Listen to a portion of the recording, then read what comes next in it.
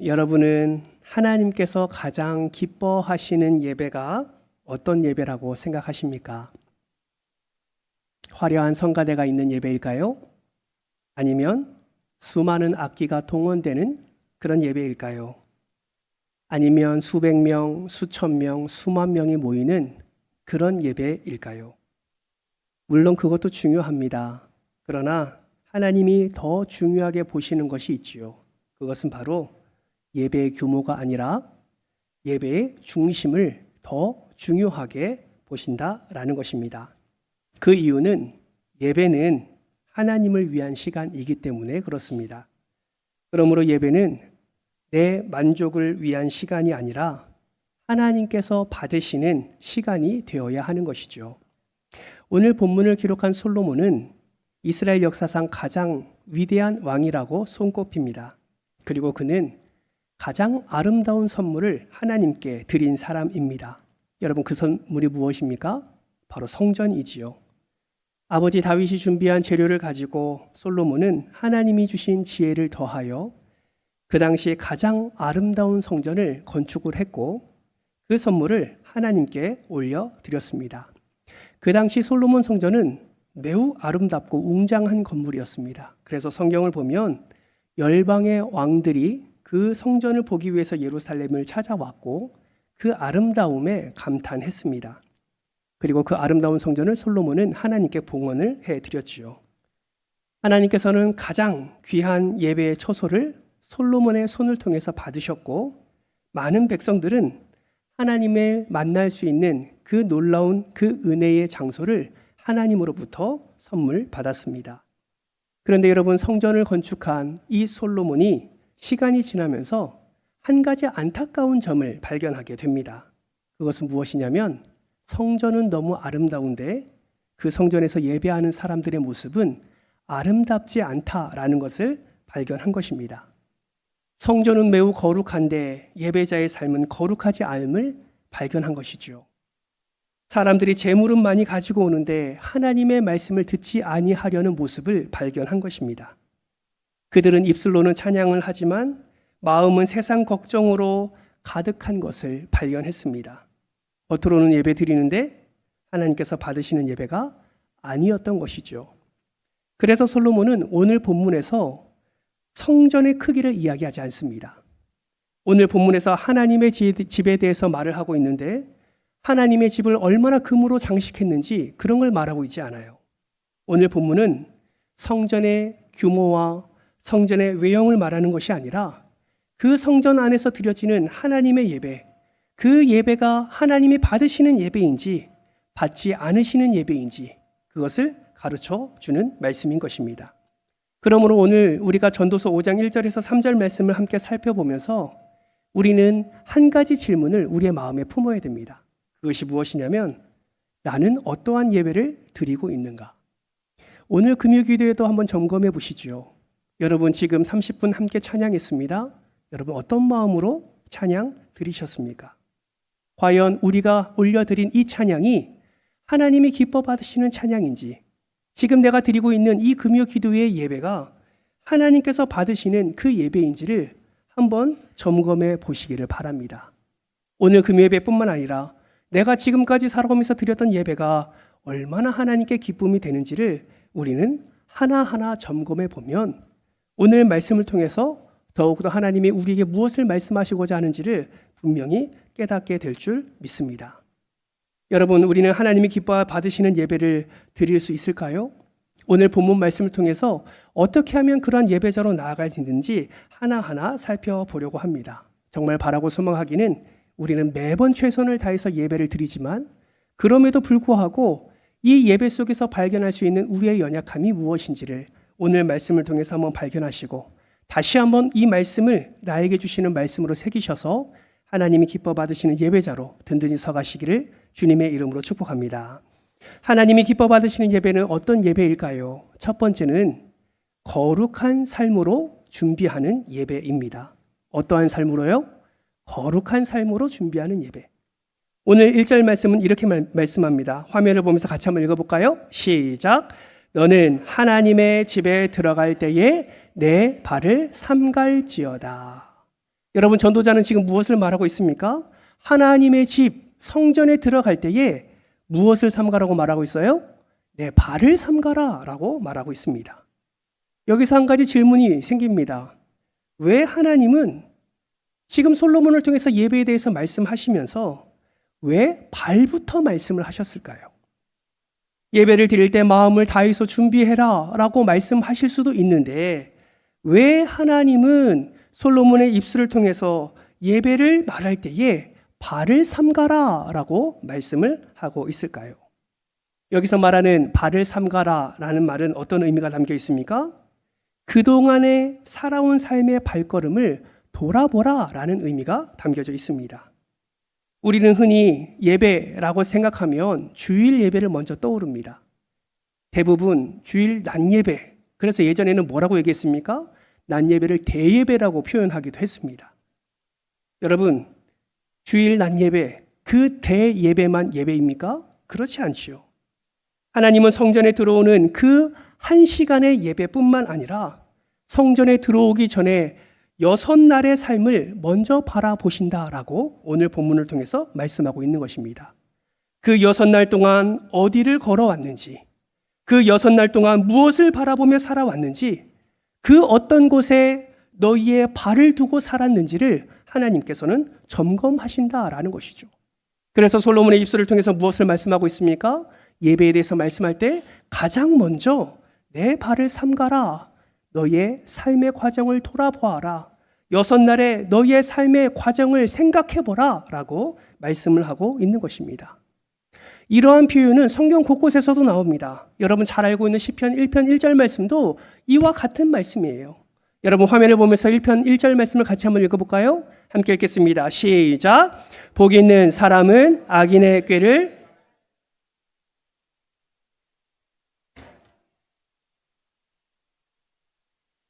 아멘. 여러분 이 말씀도 자세히 보시면 모두 발걸음이 나옵니다. 어떤 발걸음이 나옵니까? 따르지 말아야 할 길이 있고 서지 말아야 할 자리가 있고 앉지 않아야 될 자리가 있다라고 말하고 있는 것이죠. 왜 그렇습니까? 사람은 일주일 동안 살아온 모습대로 예배하기 때문에 그렇습니다. 세상 속에서 하나님 없이 살아오다가 주일 1시간만 갑자기 거룩해질 수가 없는 것이죠. 반대로 일주일 동안 하나님과 동행하면서 살아온 사람은 그 마음이 감사한 마음으로 하나님께 예배하게 되는 것입니다. 그러므로 여러분 우리는 무엇을 기억해야 됩니까? 예배는 주일만 드리는 것이 아니라 월요일부터 토요일까지 우리에게 허락해 주신 모든 삶이 우리는 하나님 앞에 거룩한 삶으로 올려드리는 예배여야 한다라는 것입니다. 그리고 그 주중의 삶에 그 베푸신 은혜, 그 거룩을 살아가려는 우리의 예배의 자세와 태도, 그 온 마음을 감사함으로 하나님께 올려드리는 것이 바로 주일 예배가 되어야 된다라는 것을 우리는 기억해야 된다라는 것이죠.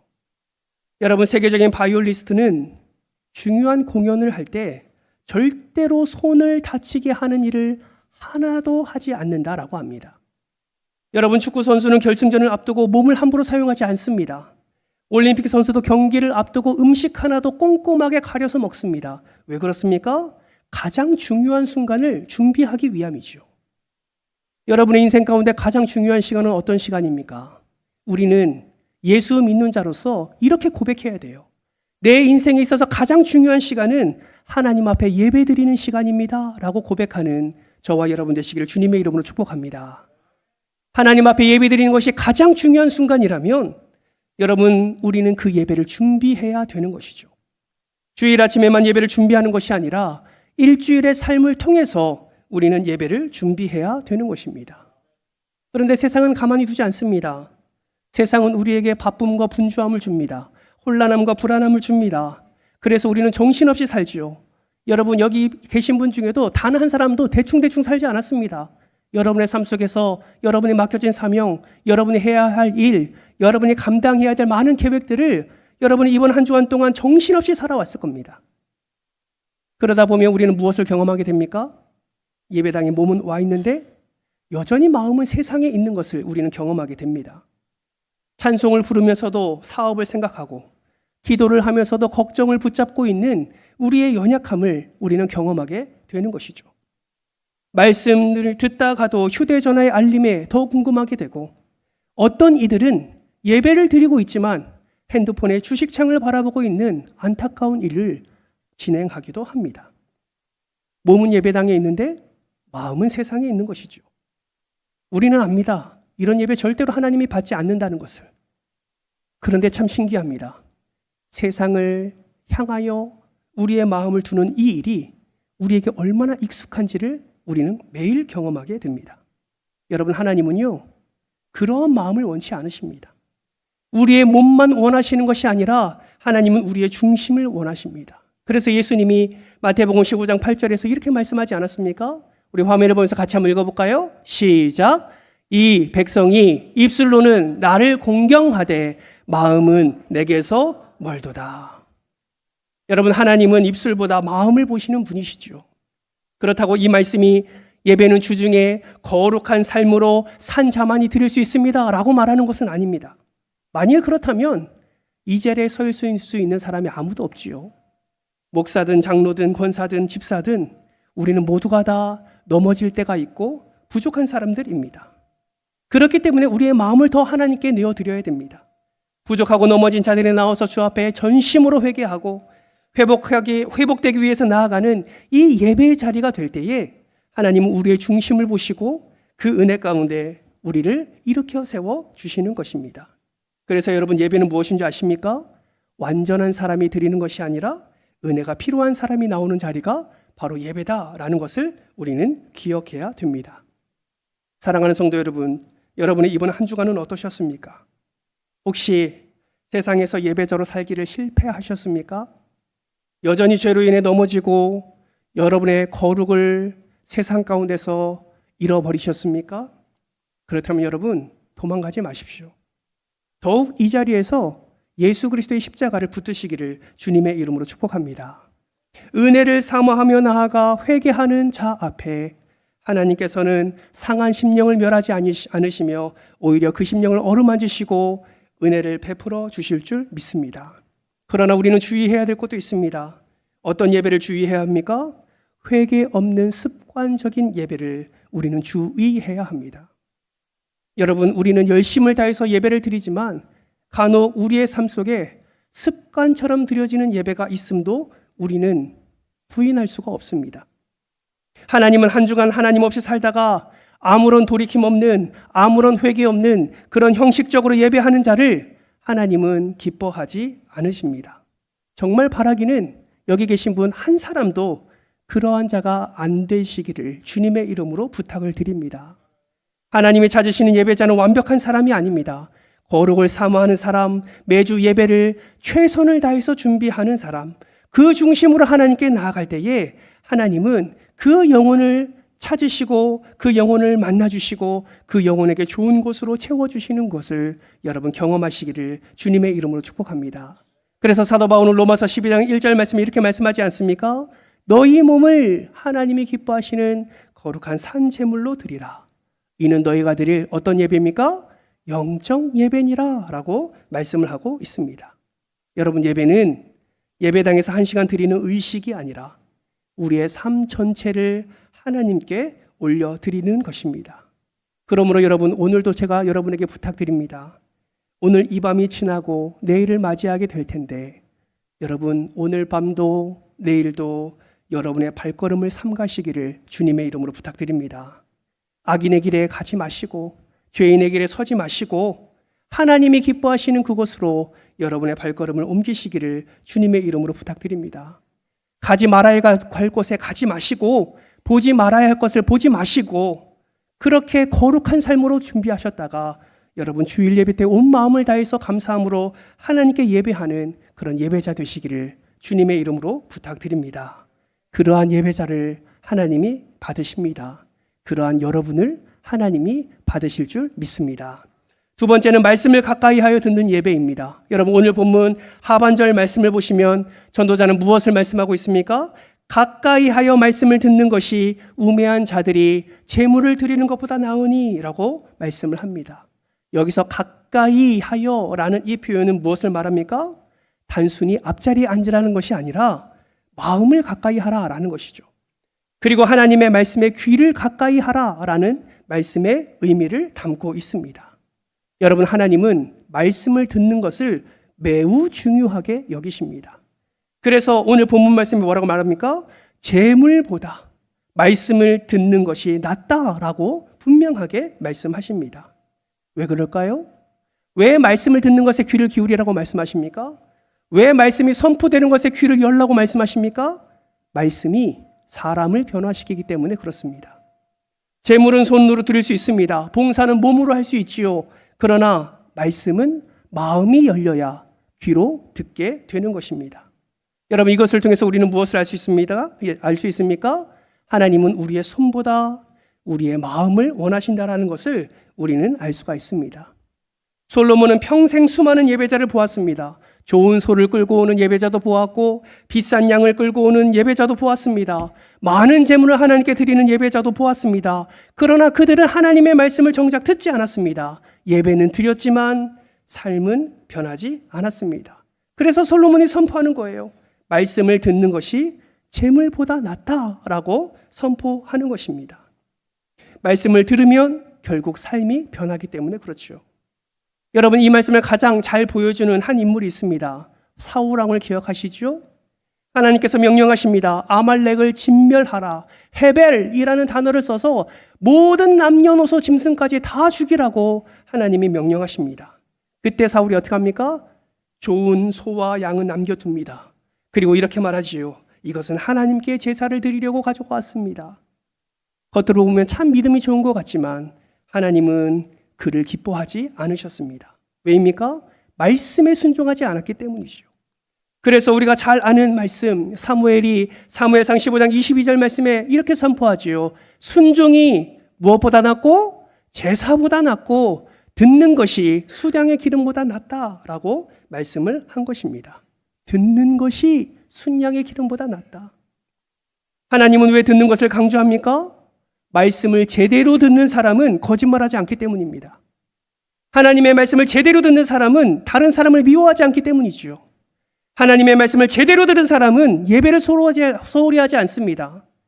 하나님의 말씀을 제대로 들은 사람은 예수 그리스도의 섬김과 사랑을 나타내기 때문입니다. 무엇을 말하고 있습니까? 말씀을 제대로 들으면 그 뒤에 은혜와 복은 따라오게 된다라는 것을 분명히 말씀합니다. 그래서 하나님은 뭘 지금 강조하시는 거예요? 들으라, 제발 좀 귀를 열고 들으라 라고 말씀하시는 겁니다. 예수님도 똑같은 말씀하십니다. 마르다에게 무엇을 요구하십니까? 누가복음 10장 41절 42절 말씀, 우리 화면을 보면서 같이 한번 읽어볼까요? 시작. 마르다야, 마르다야, 내가 많은 일로 염려하고 근심하나 몇 가지만 하든지 혹은 한 가지만이라도 족하니라. 마리아는 이 좋은 편을 택하였으니 빼앗기지 아니하리라. 여러분, 마리아가 택한 좋은 편은 무엇입니까? 말씀이지요. 그러므로 사랑하는 성도 여러분, 이것을 꼭 기억해야 됩니다. 우리가 교사이기 전에 먼저 성도라는 것을 기억해야 됩니다. 우리가 봉사자이기 전에 먼저 예배자라는 것을 기억해야 돼요. 우리가 찬양 대원이기 전에 먼저 말씀을 듣는 자임을 우리는 기억해야 하는 것입니다. 혹시 여러분 봉사 때문에 예배를 놓치는 분 계십니까? 혹시 여러분 사역 때문에 말씀을 듣지 못하는 분 계십니까? 그렇다면 여러분 순서가 바뀐 거예요. 봉사가 먼저가 아니라 말씀 듣는 것이 먼저입니다. 제가 교사 세미나 할 때도 선생님들에게 부탁했어요. 말씀이 먼저입니다.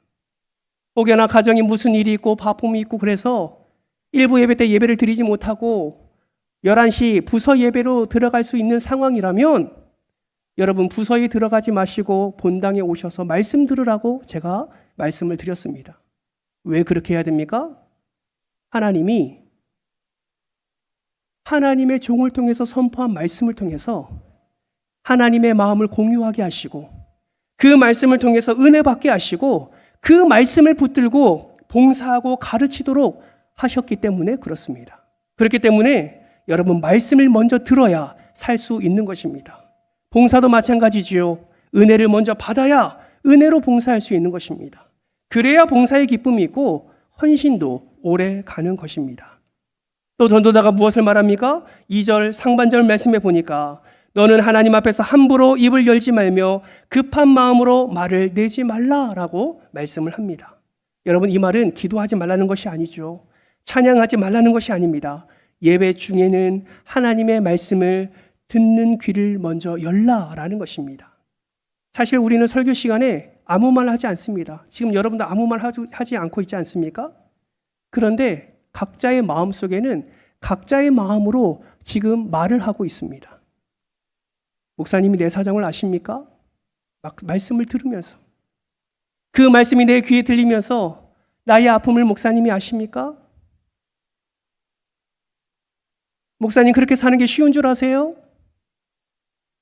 목사님 직장 다녀보십시오. 목사님이 한번 그렇게 살아보십시오. 어디로 말한다고요? 입으로 말하진 않아요. 마음으로 그렇게 하나님의 말씀을 들으면서 반문할 때도 있습니다. 설교를 들으면서 마음속으로 하나님과 논쟁을 시작합니다. 그래서 전도자는 말하지요. 입을 닫고 먼저 들어라. 2절 하반절에 뭐라고 말씀합니까? 그 이유를 말씀합니다. 하나님은 하늘에 계시고 너는 땅에 있음이니라. 무엇을 말합니까? 하나님의 생각이 네 생각보다 높다라고 말씀하는 겁니다. 하나님의 길이 네 길보다 옳다라고 말씀을 하는 거예요. 그래서 이해되지 않아도, 그래서 동의되지 않아도 끝까지 들어라 라고 지금 전도자는 말하고 있습니다. 하나님의 말씀을 들을 때 그 말씀이 우리의 생각을 바꾸고 우리의 삶을 새롭게 한다라고 분명히 말씀하고 있습니다. 이사야 선지자도 이러한 말을 하고 있지요. 55장 8절 9절 말씀에 보면 이렇게 말합니다. 이는 내 생각이 너희의 생각과 다르며 내 길은 너희의 길보다 높다. 누가 말씀하시는 거예요? 하나님이 지금 말씀하고 있는 것입니다. 그러므로 사랑하는 성도 여러분, 하나님이 기뻐하시는 예배는 무엇인 줄 아십니까? 하나님의 말씀을 듣기를 힘쓰는 시간, 하나님의 말씀을 듣기 위해서 귀를 여는 그 예배를 하나님이 기뻐 받으신다라는 것을 꼭 기억하시길 바랍니다. 항상 말씀이 들리고 마음에 새겨지면 너무 좋지요. 그러나 여러분, 이러한 의지를 가지고 노력하는 자가 더 하나님의 말씀을 붙들 수 있다라는 사실을 꼭 기억하십시오. 그 노력과 의지를 가지고 하나님이 기뻐하시는 예배자로 나아가게 될 때에 그 말씀이 우리의 마음 가운데 새겨지게 되고 그 말씀이 우리의 심령을 만지는 시간이 될 것입니다. 언제요? 그 예배 시간을 통해서요. 그러므로 여러분, 우리는 어떻게 해야 합니까? 말씀의 은혜를 사모하며 하나님 앞으로 가까이 나아가야 됩니다. 그리고 귀를 열어야 합니다. 사랑하는 성도 여러분, 귀를 여시기를 바랍니다. 세상에 귀 열지 마시고요. 다른 쓸데없는 말에 귀 열지 마시고요. 여러분, 하나님의 말씀에 귀를 여시기를 주님의 이름으로 축복합니다. 제대로 들으시고 저와 같이 제대로 하나님이 기뻐하시는 삶의 변화를 경험하시기를 주님의 이름으로 축복합니다. 하나님이 기뻐하시는 예배는 말씀을 가까이 하여 듣는 예배임을 꼭 기억하시기를 바랍니다. 마지막 세 번째, 하나님이 기뻐하시는 예배는 모든 염려를 맡기고 하나님께 집중하는 예배입니다. 여러분, 오늘 보면 3절 말씀을 같이 한번 읽어볼까요? 3절입니다. 시작. 걱정이 많으면 꿈이 생기고 말이 많으면 우매한 자의 소리가 나타나느니라.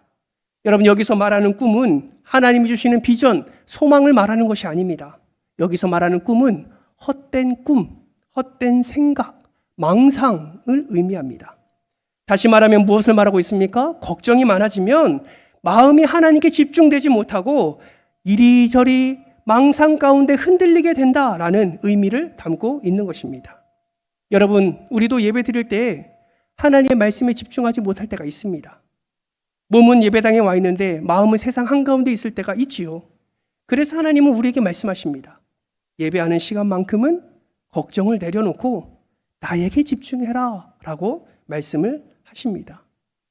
여러분, 걱정 없는 분 계십니까? 걱정 없는 분 손 한번 들어보세요. 손 들면 쑥스러우니까 걱정 많은 분 손 한번 들어보세요. 걱정 없는 사람 있습니까? 없지요. 저도 걱정 있습니다. 사람이라면 걱정 없는 사람이 없습니다. 그런데 그거 아세요? 내가 생각하는 그 걱정과 염려, 우리 하나님이 더 잘 알고 계십니다. 왜 걱정을 내려놓으라고 하십니까? 그 이유는 하나님께서 우리의 걱정을 대신 지실 수 있기 때문이죠. 마노스 순묘의 구할이라는 책을 보면 이렇게 기록되어 있어요. 화면을 보면서 같이 한번 읽어볼까요? 시작. 우리 걱정의 90%는 일어나지 않는 일에 대한 것이다. 몇 프로는요?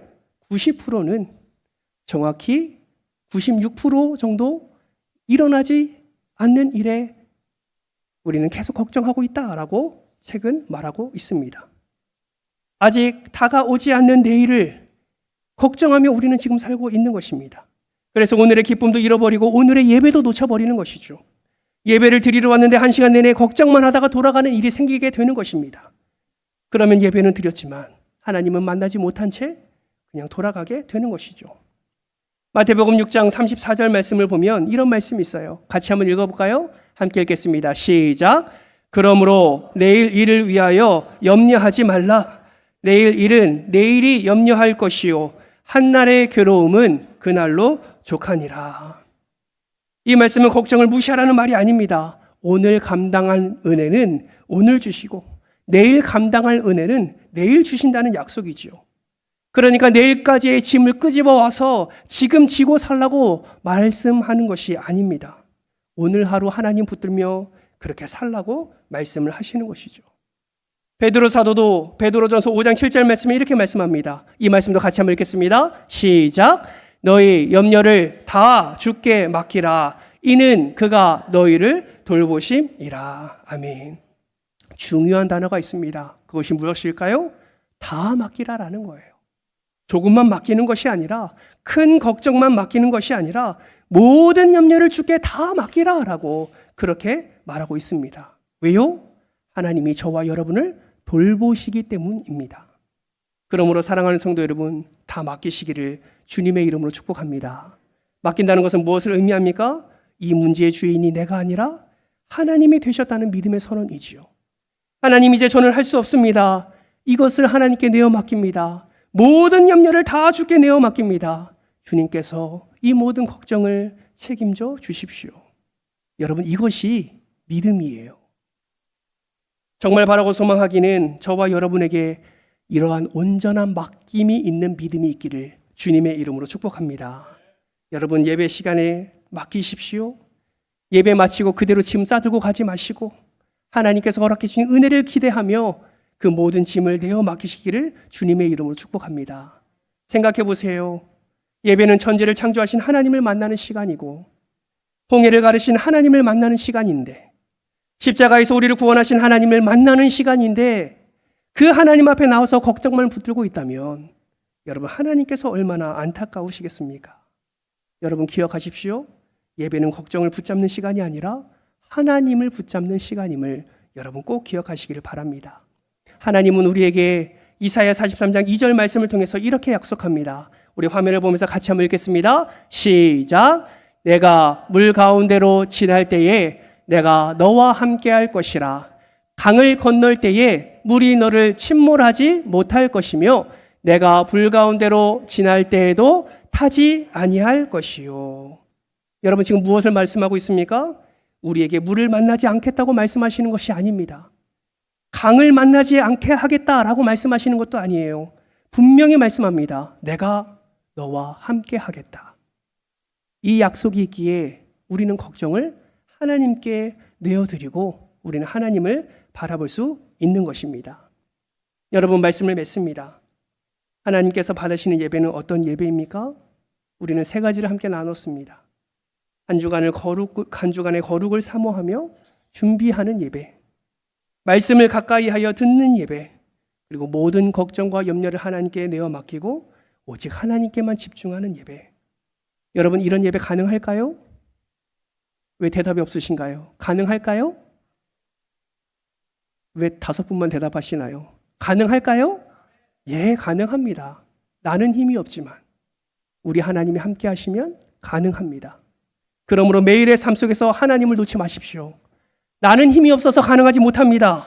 그러나 하나님이 함께 하시면 가능합니다. 여러분, 히브리서 기자는 히브리서 10장 19절 말씀에 이렇게 말씀하세요. 나에게 주시는 말씀인 줄 알고 같이 읽겠습니다. 시작. 그러므로 형제들아, 우리가 예수의 피를 힘입어 성소에 들어갈 담력을 얻었나니. 아멘. 여러분, 예수의 피를 의지하시기를 주님의 이름으로 축복합니다. 나는 할 수 없어요. 나는 능력이 없습니다. 여전히 나는 죄 가운데 넘어집니다. 그러나 주님이 함께 하시면 그 예수 그리스도의 피로 우리는 준비된 예배자로, 하나님이 기뻐하시는 예배자로, 마음을 드리는 예배자로, 하나님께 집중하는 예배자로, 말씀을 가까이 하는 예배자로 우리는 설 수 있게 될 줄 믿습니다. 그 이유는 하나님께서 알아서 해주실 줄 믿습니다. 우리가 예배할 때에 우리의 가정을, 우리가 예배할 때에 우리 자녀들을, 우리가 예배할 때에 우리 일터를, 우리가 예배할 때에 우리의 문제를 우리 하나님이 다 아시고 하나님의 전능하심으로 은혜를 허락해 주실 줄 믿습니다. 지금부터는, 이제부터는, 이번 주부터는 여러분 예배 드리러 나오실 때 오늘 말씀을 꼭 기억하시고 하나님이 기뻐하시는 예배자가 되셔서 하나님을 매 예배 시간마다 깊이 만나시고 매일의 삶 속에서 삶의 변화와 충만한 은혜를 누리셔서 하나님께서 기뻐하시는 그 은혜의 삶을 살아가는 저와 여러분 되시기를 주님의 이름으로 축원합니다.